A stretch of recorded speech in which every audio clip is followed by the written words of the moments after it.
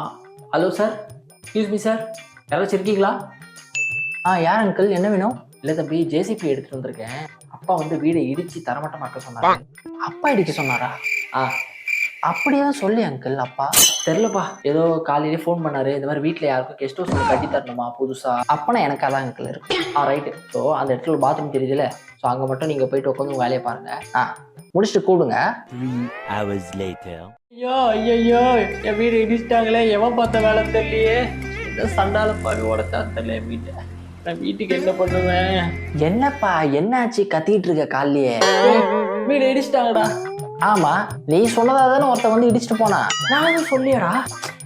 விளையாடாதப்பா, நீ சொல்லாம எப்படி வந்து இடிப்பான்? அது இல்லாம அட்ரஸ்லாம் கரெக்டாக தான் சொன்னான். அட்ரஸ் கரெக்டாக சொல்லு. அட்ரஸ் கேட்காம நான் இடிப்பானா? நம்பர் 12 விநாயகர் தெரு, கோணிமேடு. அவ்வளோ ஒன்றும் முட்டாள் நான்.